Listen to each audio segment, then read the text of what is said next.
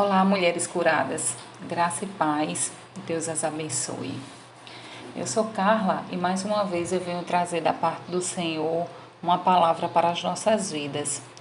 Neste mês de março, estamos estudando o livro de Gênesis. Eu trago o estudo do capítulo 14 e gostaria de convidar as amadas a acompanhar a leitura que nos fala assim. E aconteceu nos dias de Anrafel, rei de Sinar, Arioque, rei de Elazar, Querdolaomer, rei de Elão, e Tidal, rei de Goim, que estes fizeram guerra a Bera, rei de Sodoma, a Bizar, rei de Gomorra, a Sinabe, rei de Adma, e a Semebe, rei de Zeboim, e ao rei de Bela, esta é a Zoar. Todos esses se ajuntaram no vale de Sidim, que é o mar salgado.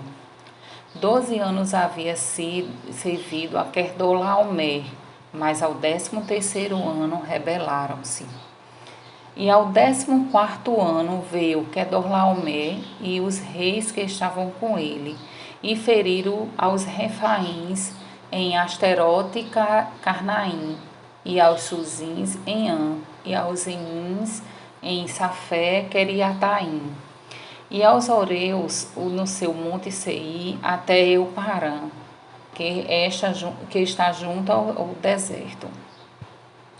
Depois tornaram e vieram a Mispaté, que é Cádiz, e feriram toda a terra dos amalequitas, e também aos amorreus, que habitavam em Azazon Tamar. Então saiu o rei de Sodoma, e o rei de Gomorra, e o rei de Adma, e o rei de Zeboim, e o rei de Bela, esta é Zoar, e ordenaram batalhas contra eles no vale de Sidim. Contra Querdolaomer, rei de Elão, e Tidal, rei de Goim, e Ranfael, rei de Sinar, e Arioque, rei de Elazar, 4 reis contra 5.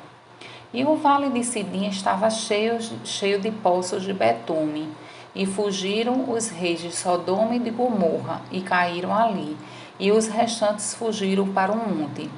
E tomaram todos os bens de Sodoma e de Gomorra, e todo o seu mantimento, e foram-se. Também tomaram a Ló, que habitava em Sodoma, filho do irmão de Abraão, e os seus bens, e foram-se. Então veio um que escapara e o contou a Abraão, o hebreu. Ele habitava junto dos carvalhais de Manre, o amorreu, irmão de Escol e irmão de Aner. Eles eram confederados de Abraão. Ouvindo, pois, Abraão que seu irmão estava preso, armou seus criados, nascido em sua casa, 318, e os perseguiu até Dan. E dividiram-se contra eles de noite, e ele e os seus criados e os feriu, e os perseguiu até Obá, que fica à esquerda de Damasco. E tornou a trazer todos os seus bens, e tornou a trazer também a Ló, seu irmão, e os seus bens, e também as mulheres e o povo. E o rei de Sodoma saiu-lhe ao encontro, depois que voltou de ferir a Querdolaomer e aos reis que estavam com ele, até o vale de Safé, que é o vale do rei. E Melquisedeque, rei de Salém, trouxe pão e vinho, e era este sacerdote do Deus Altíssimo. E abençoou e disse: Bendito seja Abraão pelo Deus Altíssimo, e possuidor dos céus e da terra. E bendito seja o Deus Altíssimo, que entregou os teus inimigos nas tuas mãos. E Abraão deu-lhe o dízimo de tudo. E o rei de Sodoma disse a Abraão: Dai-me a mim as pessoas, e os bens toma para ti. Abraão, porém, disse ao rei de Sodoma: Levantei minha mão ao Senhor, o Deus Altíssimo, o possuidor dos céus e da terra, jurando que desde um fio até a correia de um sapato não tomaria coisa alguma de tudo que é teu, para que não digas: eu enriqueci a Abraão. salvo tão somente o que os jovens comeram e a partir que toca aos homens que comigo foram, Ané, Escol e Manré, estes que tomem a sua parte. Amém, meninas? Podemos observar que neste capítulo de Gênesis nos mostra a importância de estarmos sendo direcionados por Deus, para que as nossas atitudes não sejam errôneas e venhamos sofrer por estas consequências. Muitas vezes nós pagamos preço alto até, né, porque somos imediatistas e não nos colocamos diante do Pai com confiança de que Ele mesmo, né, quer o melhor para nós. Foi o que aconteceu aqui, que a gente pode ver com Abraão e Ló, onde podemos conferir no capítulo 12 de Gênesis, nos versículos 13 e 18 e 19, que diz: Dize, peço-te que és minha irmã, para que me vá bem por tua causa, e que viva a minha alma por amor de ti. Já no 18 e 19 diz assim: Então chamou Faraó a Abraão e disse: Que é isto que me fizestes? Porque não me dissestes que ela era tua mulher. Porque dissestes: É minha irmã, por isso a tomei por minha mulher. Agora, pois, eis aqui tua mulher, toma e vai-te. Abraão, ele apresentou a sua mulher a Faraó como sendo sua irmã. Ele, na realidade, ele mentiu, né? Então, por um instante, Abraão não confiou no Senhor e, ao ser descoberta a sua mentira, ele foi expulso do Egito. Podemos ler em Hebreus 4:13, que diz assim: E não há criatura alguma encoberta diante dele. Antes, todas as coisas estão nuas e patentes aos olhos daquele que temos de tratar. Então, nada está escondida, né? E aqui,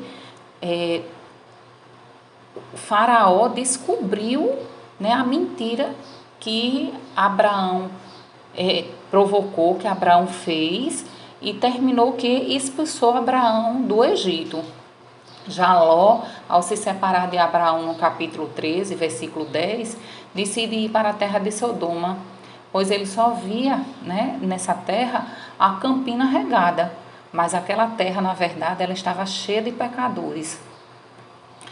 Então, podemos ver no capítulo 14, quando Ló se separa de Abraão, que pela falta de discernimento de Ló, ele sofreu e levou todo o povo ao sofrimento, onde ficou cativo na terra de Sodoma na guerra entre as confederações de reis, que nesta época era muito comum a guerra, né, pelas disputas de terra.